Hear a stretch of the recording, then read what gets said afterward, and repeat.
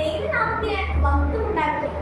അനീതി കൊണ്ട് സിംഹാസനം ഉറപ്പിക്കുവാൻ ഉപായങ്ങൾ പ്രയോഗിക്കുകയും ദുഷ്ടതയെ പ്രോത്സാഹിപ്പിക്കുകയും സമ്പത്തിനും സ്വാർത്ഥതയ്ക്കുമായി നരബലി നടത്തുകയും ചെയ്യുന്ന ഒരു കാലഘട്ടത്തിലാണല്ലോ ഞാനും നിങ്ങളുമൊക്കെ ജീവിക്കുന്നത്. ഇസ്രായേലിൽ ഉണ്ടായിരുന്നു ഇങ്ങനെയൊരു കാലം. ആഹാബ് രാജാവും ഭാര്യയായ ഇസബേലും ഭരണം നടത്തുന്ന കാലം. അന്യ ദേവന്മാരെ സേവിക്കുന്ന ഭാര്യയുടെ വാക്കുകേട്ട് ഇസ്രായേലിൽ ബാൽ വിഗ്രഹങ്ങളെ പ്രതിഷ്ഠിച്ചു. ബാലിനായി പുരോഹിതന്മാരെ എന്തിനേറെ പറയുന്നു. ആ കുഞ്ഞുങ്ങളെ ബലി കഴിക്കുന്ന ക്രൂരമായ ആചാരങ്ങൾ നടപ്പിലാക്കി. ഇങ്ങനെ ദുഷ്ടതകൾ പ്രവർത്തിച്ച് ദൈവത്തെ കോപിപ്പിച്ചുകൊണ്ടേയിരുന്നു ആഹാബ് രാജാവ്. ഒരിക്കൽ ആഹാബ് രാജാവ് ശമര്യയിലെ ഒരു മട്ടുക്കാവിൽ നിന്നുകൊണ്ട് ഒരു കാഴ്ച കണ്ടു. അത് മറ്റൊന്നുമായിരുന്നില്ല, ഇസ്രായേലിനായ നാബോത്തിന്റെ മനോഹരമായ മുന്തിരിത്തോട്ടം. ആ മുന്തിരിത്തോട്ടം കണ്ടപ്പോഴേ അത് സ്വന്തമാക്കി അത് ചീരത്തോട്ടമാക്കണമെന്ന മോഹം ആഹാബിന്റെ ഉള്ളിൽ വിരിഞ്ഞു. ഉടൻ തന്നെ കടന്മാരെ അയച്ചു.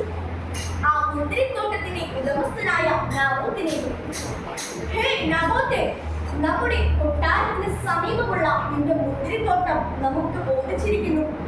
അത് നാം ചീരത്തോട്ടമാക്കുവാൻ ആഗ്രഹിക്കുന്നു. അതിനേക്കാൾ ശേഷിയേറിയൊരു മുന്തിരിത്തോട്ടം നാം നിനക്ക് നൽകാം. അല്ല, നിനക്ക് സമ്മതമെങ്കിൽ അതിന്റെ വില നാം നിനക്ക് പണമായി നൽകാം. ഏത് വേണം വേഗം പറഞ്ഞുകൊള്ളൂ. എന്നാൽ നാബോത്ത് ആഹാബിനോട്, അയ്യോ തിരുമനസ്സിൽ അങ്ങയോട് ക്ഷമിക്കണം, അതിന്റെ പിതാക്കന്മാരുടെ അവകാശമാണ്. അത് ഞാൻ എങ്ങനെ അങ്ങേക്ക് തരും?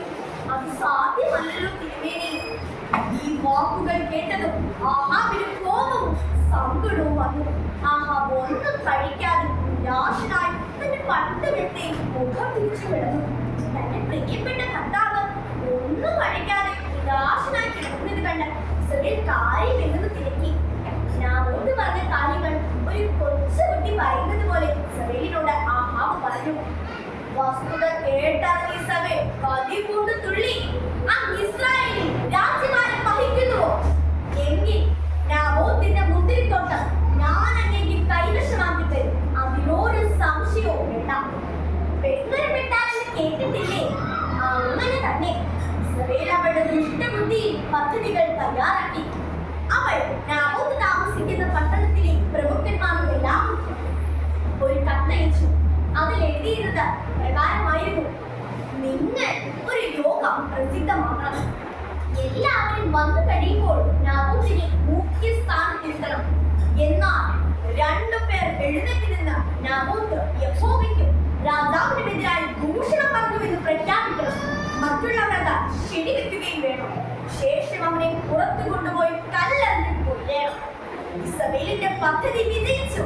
പ്രഭുക്കന്മാർ എല്ലാവരും ഒന്നിച്ചു കൂടിയപ്പോൾ നാബോത്ത് കുറ്റവാളിയാണെന്ന് പ്രഖ്യാപിക്കുവാൻ അധികം സമയമൊന്നും വേണ്ടി വന്നില്ല.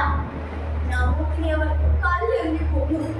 നിമിഷങ്ങൾക്കകം അവിടെ വലിയൊരു കൽക്കൂമാരം ഉടലെടുത്തു. നാബോത്ത് മരിച്ചെന്ന് കേട്ടപ്പോൾ ഇസബേൽ സന്തോഷവതിയായി ഓടിച്ചെന്ന് ആഹാബിനെ വിവരം അറിയിച്ചു. ഇതാ അങ്ങനെ ശത്രു മരിച്ചു കഴിഞ്ഞിരിക്കുന്നു. ഇനി എന്നെ അവന്റെ മുന്തിരിത്തോട്ടം കൈവശമാക്കി ചീരത്തോട്ടമാക്കിക്കോളും. നിമിഷങ്ങൾക്കകം നാബോത്തിന്റെ മുന്തിരിത്തോട്ടം വെട്ടി നീക്കി നിലം കിളച്ചു മറിച്ച് അതിൽ ചീരവിത്തുകൾ വാങ്ങി. എന്നാൽ ചീരവിത്തുകൾ മുളച്ചില്ല. അതിനു മുൻപ് ദൈവം തന്റെ പ്രവാചകനായ എലിയാവിനെ കൊട്ടാരത്തിലേക്ക് അയച്ചു.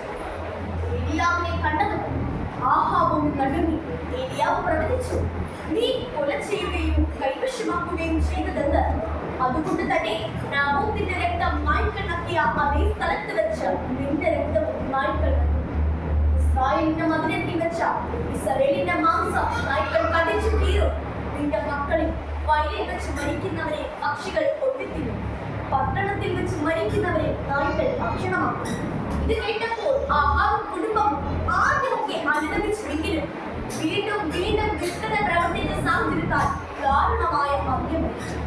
ഈ കൂട്ടുകാരെ, ദൈവം നീതിയുള്ള ന്യായാധിപതിയാണെന്ന് നാം മറന്നു പോകരുത്. നാം ജീവിക്കുന്ന സാഹചര്യങ്ങളിൽ നീതിരഹിതമായി പെരുമാറിയാൽ അതിനുള്ള തക്ക ശിക്ഷ നാം അനുഭവിക്കേണ്ടി വരും. അതുകൊണ്ട് നമുക്ക് എപ്പോഴും കരുതലോടും ഭയത്തോടും കൂടെ